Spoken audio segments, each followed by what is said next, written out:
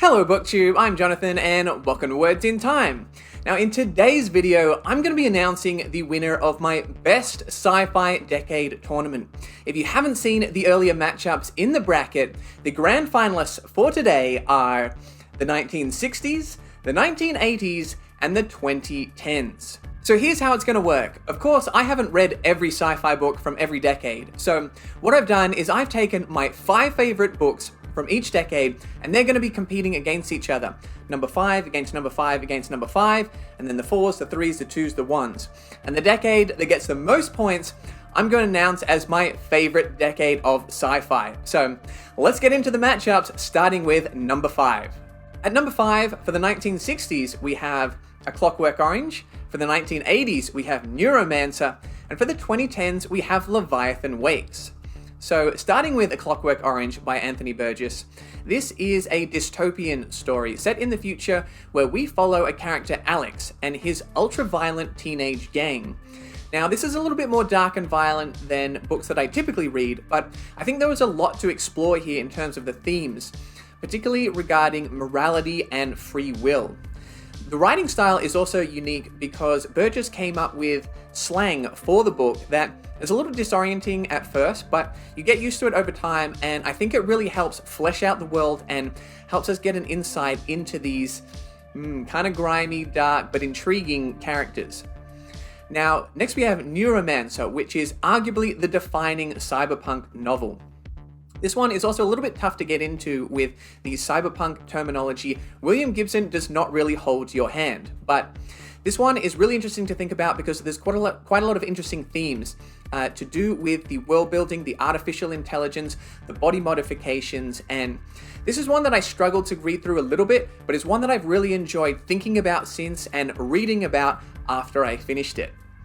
And next we have Leviathan Wakes, the first book in the Expanse series. I've read 5 of them so far, and book 1 might still be my favorite. We follow a couple of different POVs. We have Detective Miller, who's a bit of a grizzled, tropey detective, and Jim Holden, who is a bit of an honorable idiot, wants to do well, but always seems to be creating chaos all around him. So I loved how fast-paced this was. It's a near-future space opera sci-fi that's kind of grounded with fun characters and was a real page-turner. I absolutely blew through it the first book in The Expanse. So who's going to get the point for the number 5 slot? I enjoy all of these books, but I'm going to go with A Clockwork Orange. Even though it's not typically what I read, I think this book had the longest lasting impact of the 3 on me. I think about it a lot. I also really enjoyed the film. Enjoy is not the right term, but I think it's definitely worth a watch, worth a read. Check it out if you haven't already, A Clockwork Orange. So there you go, the 1960s takes a 1-0 lead. At number 4, for the 1960s, we have Dune. For the 1980s, we have Replay. And for the 2010s, we have The Martian. So starting with Dune, this is an all-time classic sci-fi book, so rich in terms of its world building, its history, its politics. If you enjoy kind of a little bit softer sci-fi that really dives into characters and themes, there's so much to explore within the Dune universe. Now, Replay for the 1980s is a time travel / time loop story, absolutely one of my favorite sci-fi tropes, and I think this one kind of takes a unique look at something that seems familiar, but the longer period of time, kind of like a Groundhog Day type storyline, except over many years. And it's really interesting to see and kind of ask myself those kind of questions. What would I do if I had that time to live over again? And also, why does this keep happening to me? And for the 2010s, we have The Martian. We basically have MacGyver in space as Mark Watney is on Mars. Everything that can go wrong does go wrong, and he has to rely on his knowledge of physics, maths, science, in order to survive on the harsh planet of Mars. So, which one am I going to give the point to here? I'm in two minds here. Dune is obviously a classic. I think it is really rich. I think there's a lot to come back to, and I think I would enjoy this definitely on a reread. But just based on pure personal enjoyment, I could not put The Martian down. I absolutely love this. I was on the edge of my seat the whole time. Somehow using maths to triangulate a dust storm is probably one of the most exciting things I've ever read. I was on the edge of my seat. If I was reading in a seat, I don't know where I was. If I was on a plane or in the bed, I was on the edge of my bed, did not want to put The Martian down. So I'm gonna have to give the point to The Martian, which makes the score 1-0 to 1. We're tied after 2 rounds. At number 3, for the 1960s, we have 2001: A Space Odyssey. For the 1980s, we have The Player of Games. And for the 2010s, we have Dark Matter.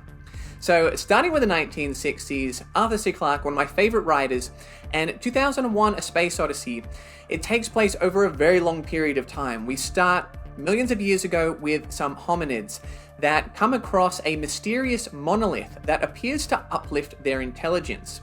Then many years in the future, scientists are doing an experiment on the moon and they come across another monolith. So where did it come from? Why is it here? What does this have to do with humans and the universe? Then The Player of Games, part of Ian M. Banks' Culture series, we have a character, Gurgay, who is a master of games and goes to another planet to compete in one of their games, which has very high stakes. So I love the competitive element, I love learning about the game, but this book also takes some interesting turns and is a little bit darker in tone than I was expecting and reveals a lot about people and society more so than it does just the game itself.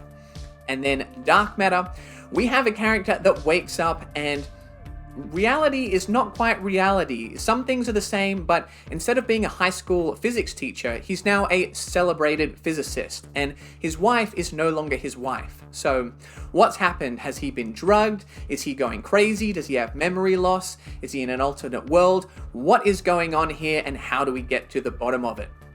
So another 3 books that I absolutely love. Arthur C. Clarke, one of my favorite writers. 2001: A Space Odyssey, I really like the beginning, and I like some of the stuff to do with Hal, and I love the mind-blowing ending. But there was a little bit of stuff in the middle that was perhaps a tad too dry for me. I don't love this one quite as much as I do Childhood's End. Whereas Dark Matter was an absolute page-turner, perhaps even more so than The Martian. I think you have some really cool high sci-fi concepts, rooted in science, but told in a very fast-paced, accessible way.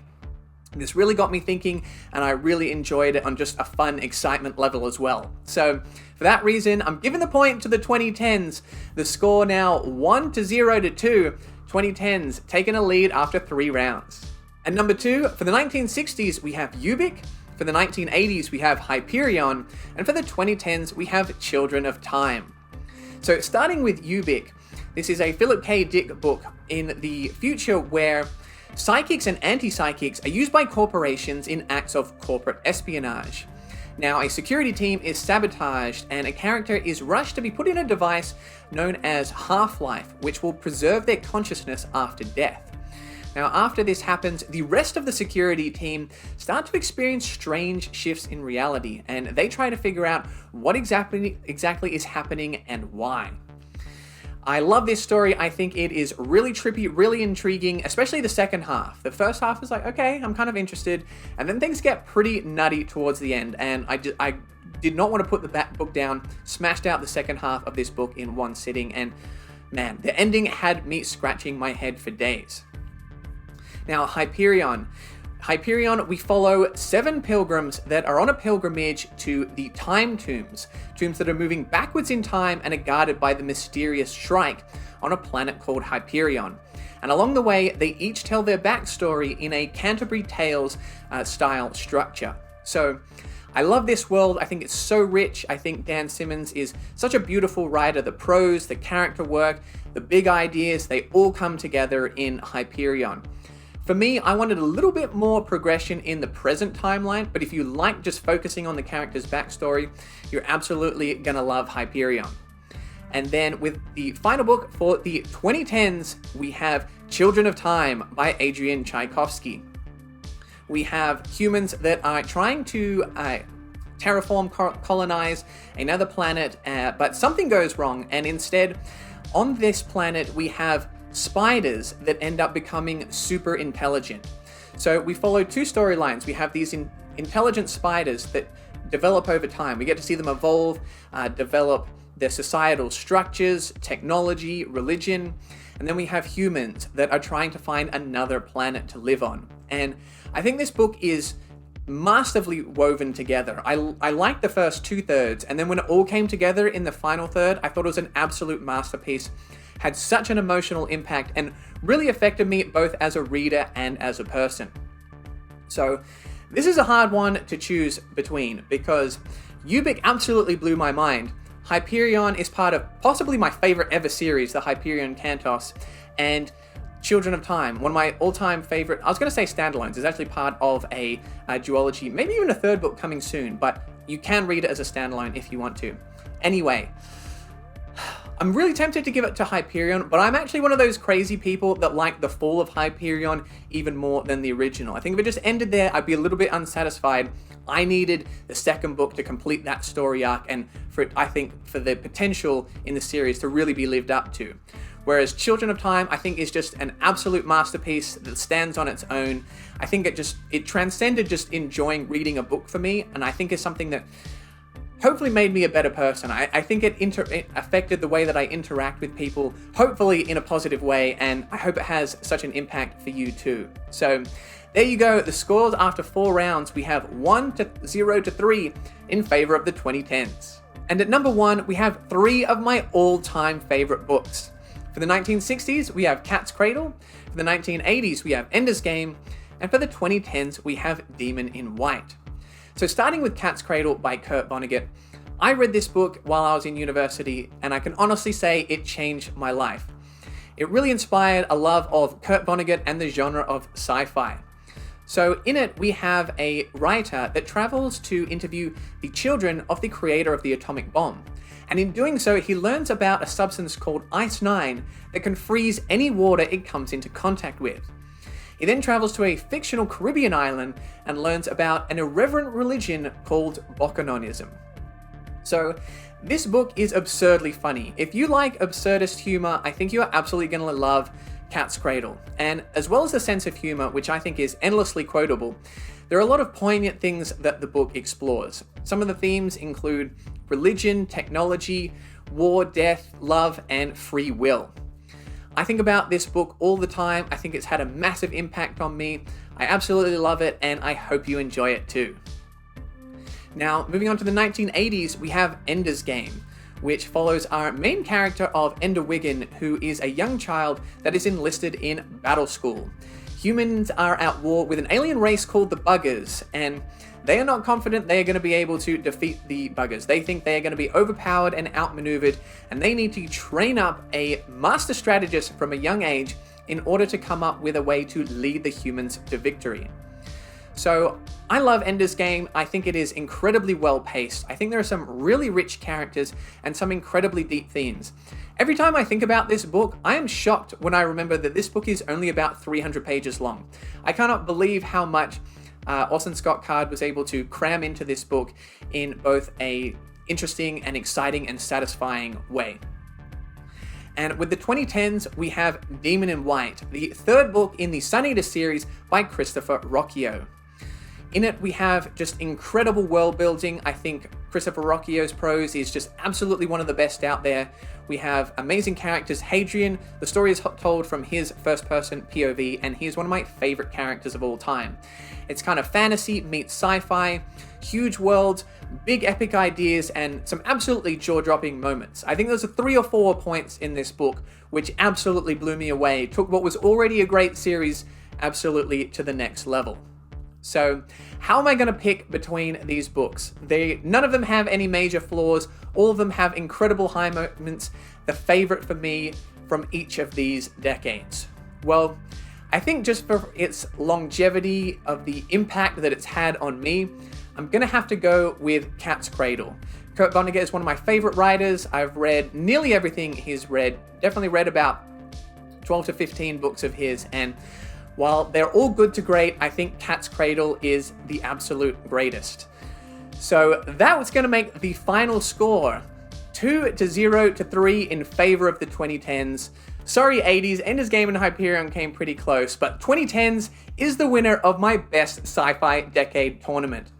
Now, this is a bit of an interesting result. If you'd have asked me beforehand which did I think was going to win, I probably would have guessed the 1950s or the 1960s. I definitely have an affinity for classic sci-fi. But I do also love some of these modern sci-fi books. They obviously have the benefit of seeing what has come before it, being able to be inspired by some of the great classic writers like Clarke and Vonnegut and Philip K. Dick, and then add some modern writing influences to do with characterization and pacing and writing style and things like that. So you get to combine some of the best of classic and modern sci-fi. So there you go, guys. Let me know what is your favorite decade of sci-fi in the comments. Let me know some books that I should check out from each of these decades. And I hope you enjoyed that video. If you did, make sure to like and subscribe, and you can find more sci-fi content over here.